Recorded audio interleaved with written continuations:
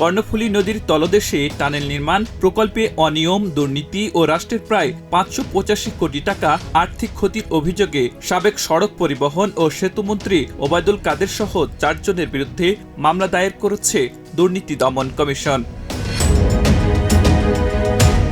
বৃহস্পতিবার দুদক ঢাকা সম্মিলিত জেলা কার্যালয়ে মামলাটি করেন সংস্থার উপপরিচালক মোহাম্মদ সিরাজুল হক। মামলার অপর 3 আসামি হলেন সেতু বিভাগের সাবেক সচিব খন্দকার আনোয়ারুল ইসলাম, সাবেক প্রধান প্রকৌশলী কবির আহমেদ এবং সাবেক যুগ্ম সচিব আলিম উদ্দিন আহমেদ। মামলার সূত্রে জানা যায়, পরস্পর যোগসাজশে ক্ষমতার অপব্যবহার করে কর্ণফুলী টানেল নির্মাণ প্রকল্পে নেগোসিয়েশন কমিটির নির্ধারিত মূল্য উপেক্ষা করা হয়। এছাড়া নিজেদের নিয়োজিত বিদেশি বিশেষজ্ঞদের সুপারিশ ছাড়াই পরিষেবা এলাকা, পর্যবেক্ষণ সফটওয়্যার এবং একটি ট্যাগ বোর্ড, এই 3টি অতি গুরুত্বপূর্ণ নয় এমন কাজ প্রকল্পে অন্তর্ভুক্ত করা হয়। এতে সরকারের প্রায় 59.80 মিলিয়ন মার্কিন ডলার বা 585 কোটি 29 লাখ টাকা আর্থিক ক্ষতি হয়।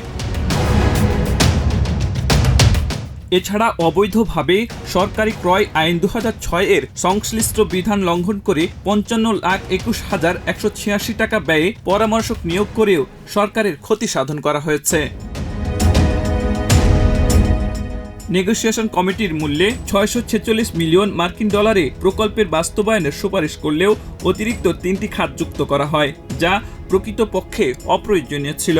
বিদেশি বিশেষজ্ঞরাও এ খাত অন্তর্ভুক্ত করার কোনো সুপারিশ দেননি। এই প্রক্রিয়ায় সরকার ও জনগণের প্রায় 585 কোটি টাকার ক্ষতি হয়েছে বলে মামলায় উল্লেখ করা হয়েছে। আব্দুল হাকিম, প্রজন্ম 24।